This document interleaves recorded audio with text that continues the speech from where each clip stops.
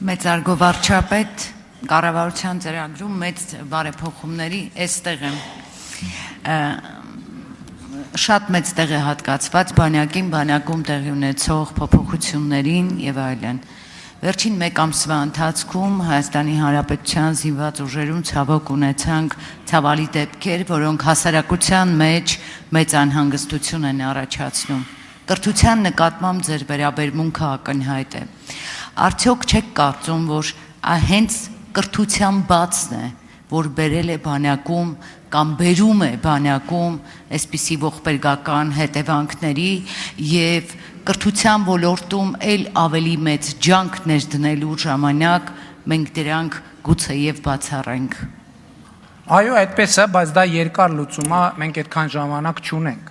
Բայց նաև ձեր ասացի արտահայտությունն է այն, որ այսօր բանակում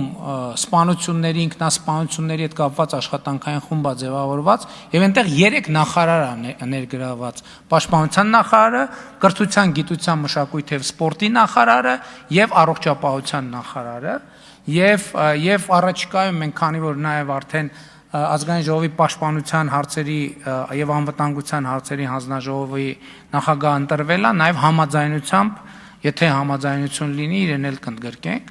բայց եթե դուք ինձ հարցնեք օրինակ այսօր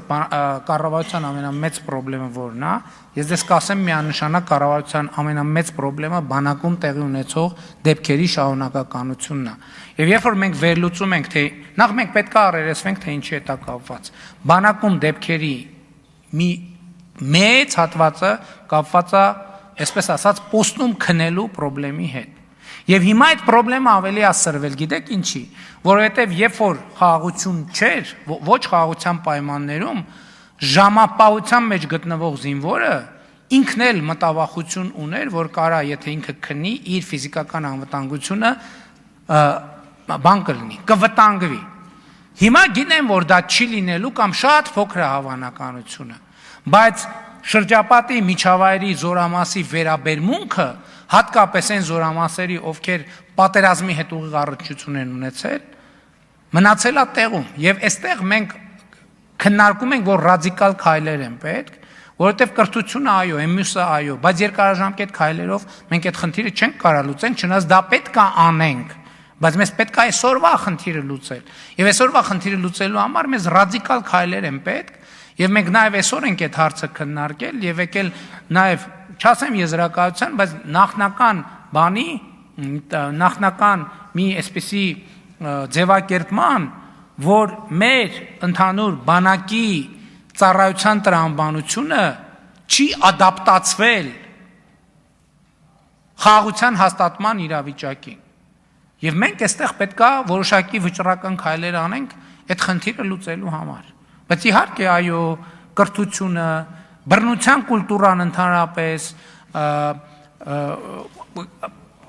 քրեական ենթամշակույթի մտածողություն, այդ ամեն ինչը խնդիրներ են, որոնք իրանք մի օրում լուծելու հարց չեն, բայց մեզ պետք է հարցը լուծել հիմա։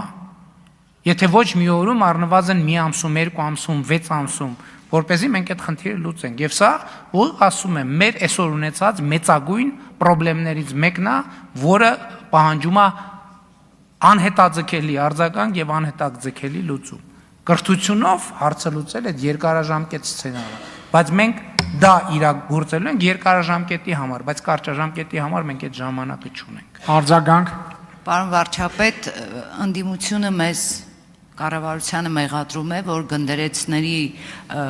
աշխատանքը դադարեցվեց զորամասներում եւ դա է պատճառը, որ վերջին ամսվա ընթացքում մենք ունենք այն ինչ ունենք։ Ես խնդրում եմ նաեւ դրան անդրադարձեք, ես գիտեմ, որ դա իրական այդպես չէ, բայց ես ուզում եմ, որպեսզի դրա մասին լսի նաեւ մեր ժողովուրդը։ Գնդերեցների աշխատանքը չի դադարեցվել, գնդերեցները շարունակում են եւ կշարունակեն աշխատել։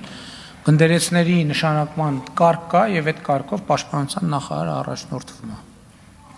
Կարգ, որը մեզնից առաջ է ընդունվել, դա էլ մենք չենք